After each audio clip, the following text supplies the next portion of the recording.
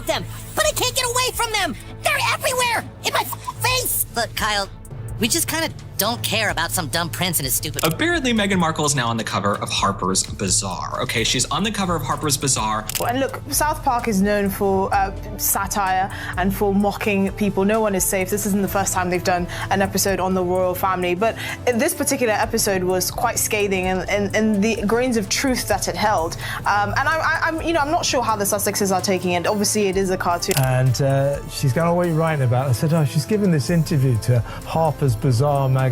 I'm sorry, I'm just really stressed. We're completely out of money. Maybe it's time we dip into your fortune from Suits. There is no fortune from Suits. Who will sell anything about their privacy? And yet they'll fight privacy battle after privacy battle. That is just what's happened overnight with this extraordinary cover feature on Harper's Bazaar with Meghan Markle. Poke fun at Harry, but that a joke on Saturday Night Live was actually funny, more mildly amusing at least. How do you think you'll handle that sort of mockery? Democrats are people that lean in a certain way, and it's actually Martin Short and Steve Martin that kicked the door open on Saturday. All right, huge disclaimer, we are not reading the entire Bazaar article because it was bizarre, and honestly, Meghan Markle is just, let me think about it, Delulu with the capital D. I don't care. Don't care. What the hell? What did he just say? He victimized me. It's because I'm an ethnic woman. He can't do that. I'll do. Wait, you're ethnic? This is an outrage. There's this horrible spy who lives across the street from us, and we're gonna get him back by changing our brand. Is this you? Sorority girl, actress, influencer, victim. Yeah, that's totally me. Meghan Markle sold her soul to the devil to get a cover, not on Vogue, which is the one that she wanted, but on Harper's Bazaar. Or Bazaar. Meghan's buying it, Kosher, and I don't think there's much on the inside. There's talk that the royals are going to sue over this episode now. Would you recommend they do that, Kosher? Meghan Markle, and to no one's surprise, it is the exact same stories and sound bites and tidbits. This woman looks to me like a malignant narcissist. This woman has zero self-awareness. Meghan Markle, okay, she was British royalty. Meghan Markle was as high as you could get in British society and basically global society. I mean, we just saw they had a massive state dinner at Windsor Castle. Can't sue a cartoon. It's satire. It is what it is. South Park has done episodes on the royal family, on the royal wedding of Kate and William, for instance. So it's not something that they would be able to sue about. And I genuinely just don't believe it. But Harry and old Meghan, it's good for the goose, I guess. God love them. Well, I tell you what, Trey Parker and Matt Stone cashed up. It's important we do this ourselves, Harry, and not live off your family. I agree. We'll just have to find a way to make £50 billion on our own. You won't believe what's happening. Everything Meghan Markle had been carefully building this month was supposed to be perfect. The Harper's Bazaar photo shoot, the lighting so dramatic it could make a queen weep, the soft makeup that whispered rebirth, and those slow, elegant poses that looked straight out of a fairy tale. This was supposed to be her grand comeback. The one that reminded everyone she's still the woman who could command attention with a single stare. Every frame screamed redemption, but fate had other plans. Magazine editor that wanted to turn you into a star, that in their cover feature... The Harper's Bazaar interview was written like something out of a royal fable, a poetic masterpiece that painted Meghan as a misunderstood heroine, bravely reclaiming her truth and her place under the blinding spotlight. For a few hours, it actually worked. People whispered, "She's back." The photos flooded timelines, the compliments rolled in, and Meghan's PR team probably sighed in relief. For a brief, sparkling moment, the world seemed ready to forgive and adore her again. Then South Park saw it. And it seems like that lady is a temptress. She's a siren. She's lured him into the rocks. Within days, the show's writers turned her Harper's Bazaar interview into one of their sharpest, coldest, most humiliating parodies ever. They didn't just make jokes, they devoured her image. Why are there so many people in our car? It's not a car, Harry, it's a bus. And why does it smell? We're going to work, Harry, because HGTV canceled our show and we need money. You can't get work acting, so now you're teaching it, which kind of makes sense and kind of doesn't. They tore apart the dramatic self-importance, the exaggerated I'm reborn vibe, the too serious storytelling, and that painfully poetic tone she used to sound wise and wounded. And here's the worst part, millions of people agreed with every single joke. Sources say Meghan completely lost it. She felt blindsided, embarrassed, and betrayed not just by the media, but by the public that once adored her. The same internet that praised her grace suddenly turned on her. Her team tried to calm her down, but the humiliation spread like wildfire and no PR magic could catch up. This was only the beginning. South Park didn't attack her randomly. They picked their target carefully, and Meghan had unknowingly given them the perfect script. See, South Park only goes after moments that feel too polished, too exaggerated, or just begging to be mocked. And Meghan's Harper's Bazaar interview? It checked every box. It wasn't a simple celebrity feature, it was a full-blown production, dressed up as journalism. The writer didn't just describe her, they worshipped her, like a modern-day prophet. Every line painted Meghan as the misunderstood icon of a cruel world. And then there was that one line that went viral, "Meghan is the true voice of modern royalty." That phrase exploded online. People screenshot it, turned it into memes, and laughed endlessly. The internet had already started the joke. South Park just finished it. They exaggerated everything: her photo shoot stiff poses, her distant eyes, the moody lighting that tried too hard to look regal. What was meant to feel powerful suddenly looked hollow. Viewers didn't see a reborn woman. They saw someone trapped in her own performance. When the Harper's Bazaar interview finally dropped, it got even worse.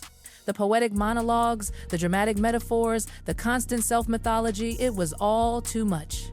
For someone who kept claiming she wanted a quiet, private life, Meghan was giving them an Oscar speech. And the internet didn't miss that contradiction. How could someone beg for privacy while releasing yet another emotional magazine spread? One part of the article described her walking into a restaurant like a scene from a royal drama, and that single line caused a storm. People joked that it sounded like fan fiction written by her PR team. Before long, South Park's parody hit the air, and it was brutal. They didn't hold back.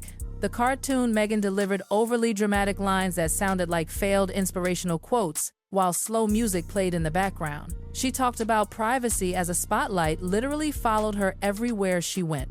Every time she whispered, "I just want to be left alone," another camera popped up behind her.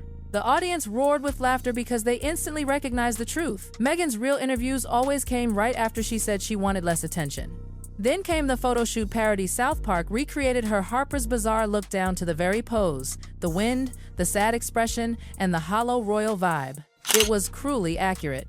Side-by-side comparisons flooded social media, and even Meghan's fans couldn't defend her. Inside her team, panic erupted. Insiders say Meghan paced around, repeating, "Why would they do this? Why now?" She felt personally attacked. But the truth was simpler. The parody went viral because people already thought her image was overdone. Her team begged her to stay silent, but silence only made her look weak, and Meghan hates looking powerless. Late-night shows joined in, making more jokes, more memes, more side-by-sides of her real photo shoot next to the cartoon. Hollywood noticed, and that's when things got even darker. Producers and executives started asking a dangerous question. Is Meghan Markle becoming a meme? Because once a celebrity turns into a punchline, no brand wants to touch them. An insider said it bluntly: if South Park comes for you, the audience is already halfway gone. Executives began analyzing her Harper's Bazaar interview, wondering why it felt so dramatic, so artificial, so scripted. Some even questioned if Meghan understood the American audience anymore. They wanted authenticity, not another self-glorifying fairy tale. Worse, people in the industry started whispering that other comedy shows might follow South Park's lead. Late-night hosts, YouTubers, TikTok creators, everyone started dissecting her every photo, her every line, her every sigh. Meghan had officially become viral fodder, and that terrified her team, because once the internet labels you a tryhard, there's no turning back. The Harper's Bazaar interview, meant to relaunch her image as graceful and mature, had instead exposed how fragile her brand really was. The public didn't feel curiosity anymore. They felt déjà vu. The same stories, the same tears, the same "I was silenced" monologues. People had heard it all. South Park didn't create that fatigue, they just put it on screen. And let's not forget the damage to Prince Harry. In the episode, he wasn't the hero. He was the sidekick, a confused follower, echoing every line, Meghan said. It was painful because, deep down, people already saw him that way. In real life, Harry reportedly felt uncomfortable, not angry. Because the parody wasn't far from reality, it reflected exactly what the world had been saying for years, that he wasn't leading anymore. He was just part of Meghan's brand. Polls showed his popularity dipping lower than ever. The South Park episode didn't just make fun of them, it cemented their reputation as Hollywood's most mocked couple. Behind closed doors, Meghan's PR team went into emergency mode. They knew this wasn't the kind of scandal you could bury. Comedy hits differently. It sticks forever. Within hours, Meghan's advisors were on emergency calls. The first idea, say nothing. But the clips weren't fading, they were everywhere. The second idea, push new positive stories, release unseen photos from the Bazaar shoot. But some team members stopped it instantly. If we do that now, it'll look desperate. The third idea was the most dangerous, Meghan responding herself. But everyone knew what happens when you reply to South Park. You lose twice. Because when people realize the joke hurt you, they just laugh louder. Insiders said the mood in Meghan's circle was like walking on eggshells. Her friends didn't know what to say. Her team didn't know what to do. Even her PR head reportedly said, "We can't fix this," with pretty quotes. Then came the scariest part, whispers that a major US outlet was preparing a follow-up investigation into her Harper's Bazaar interview. Not a flattering feature, but a deep dive. They'd been reaching out to stylists and staff from the shoot, asking uncomfortable questions. Did Meghan shape the narrative herself? Did she demand those poetic lines? Her team panicked. If that story ever dropped, it wouldn't just show the interview as dramatic, it would expose it as manufactured. And South Park wasn't done either. The writers hinted they might return to her story if she gave them more material. That was Meghan's worst nightmare, becoming a recurring joke. Because when South Park turns you into a character, you don't live it down, you live beside it. Every new interview becomes a reminder. Every photo shoot feels like a setup for another punchline. So Meghan's anger slowly turned into fear. Fear that the Harper's Bazaar comeback she poured her heart into might have become the moment that ended her credibility for good. Now, every time she steps into the public eye, she can't escape it, that echo of laughter from millions who've already made up their minds. As one insider put it quietly, she wanted to rebuild her image, but South Park built her shadow instead. The whispers only grew louder, and Meghan could feel the walls closing in. What was meant to be her rebirth was turning into her biggest undoing. Insiders say she stopped checking her phone for a few days because every scroll brought a new meme, a new headline, a new clip replaying her most royal moments now with laugh tracks. The irony burned. She had poured her heart into every detail, the lighting, the dress, even the posture meant to project confidence, and now it was being used as comedy material. Friends tried comforting her, saying, "It'll pass." But Meghan knew better. The internet never forgets. Behind the scenes, the PR team was losing sleep. Meetings stretched into the early hours. Some members pushed for a reset plan, perhaps a podcast appearance, maybe a charity event to remind people of her humanitarian side. Others begged to wait it out, terrified that anything she did would reignite the flames. "Every move right now looks like a reaction," one insider reportedly said. "She's not steering her story anymore, the story's steering her." And then came the worst blow. Someone inside the team leaked that Meghan had been furious about the South Park parody. That leak spread everywhere. Now, not only was she mocked on screen, but also painted as a diva who couldn't take a joke. Late-night hosts doubled down, turning her anger into another punchline. Harry, on the other hand, tried to stay calm, but even he couldn't hide the discomfort. The parody showed him as a clueless follower, and that image stuck. Every article began describing him as Meghan's shadow, not Prince Harry. It hurt his pride quietly, but deeply. Privately, Meghan began realizing the true damage. This wasn't just about a cartoon. This was about control. Every year since leaving the palace, she had tried to own her narrative. Oprah, Netflix, Spotify, now Harper's Bazaar. Each time, she believed it would be the version that finally worked. But instead of redemption, it kept circling back to mockery. That night, as one source described, Meghan sat in silence, staring at her own magazine cover. "It was supposed to be power," she whispered, but all she saw was a reflection that no longer felt like hers. In Hollywood's sharp light, where image is everything, Meghan's brand had shifted from aspirational to exhausting. The public didn't see resilience anymore, they saw repetition. And when South Park turned her story into a mirror, she couldn't look away. The fear wasn't that people were laughing, it was that they weren't listening anymore. And that's worse than ridicule.